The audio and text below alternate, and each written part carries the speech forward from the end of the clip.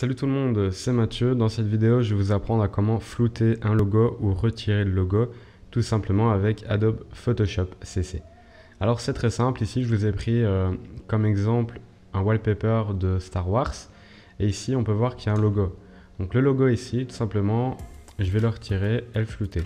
Donc pour le flouter, tout simplement, vous allez sélectionner votre image, prendre l'outil sélection et nous allons donc sélectionner notre logo comme ceci. Ensuite, il faut aller dans filtre, flou, flou gaussien, et là, voilà, il est flouté. C'est très simple. Donc là, on peut choisir donc le rayon. Donc soit on le floue un peu moins, un peu plus fort. Donc ouais, après, faut pas abuser quand même parce que c'est vraiment très moche. Donc moi, j'utilise cette méthode-là, je l'utilise pas parce que moi, j'utilise l'outil remplir. L'outil remplir, ça va vous permettre tout simplement de retirer le logo et de garder le fond de votre wallpaper. Donc, vous sélectionnez comme on vient de faire. Vous allez aller dans édition, remplir. Pour remplir, si le remplir, vous ne pouvez pas le sélectionner, c'est parce qu'à mon avis, votre image n'est pas débloquée. Donc tout simplement, si vous avez un souci avec ça, vous prenez l'outil gomme, vous faites un clic gauche, OK.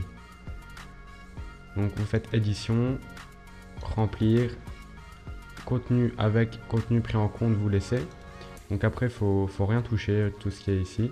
Vous laissez donc celui-là, motif personnalisé, faut rien mettre, mode normal, opacité 100% et laissez comme ça. Vous appuyez juste sur OK et là on peut voir que mon logo disparaît et que le wallpaper, donc le fond du wallpaper reste toujours là. Donc on fait sélectionner, désélectionner. Ici, on peut voir que c'est pas non plus le top. Donc ici, on peut voir qu'il reste encore un petit morceau. Donc pour retirer le petit morceau, il suffit de refaire pareil, la même manip, comme ceci. Voilà, on va essayer de faire ça correctement. Remplir, OK, sélection, désélectionner, voilà. Donc après, il y a plein de méthodes. Ici, voilà, ici c'est déjà bien.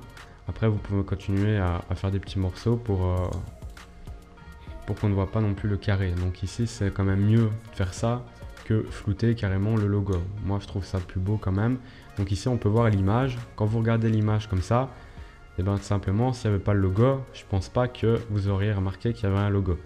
Voilà, donc ça, c'était le but de cette vidéo. J'espère en tout cas que ça vous a plu.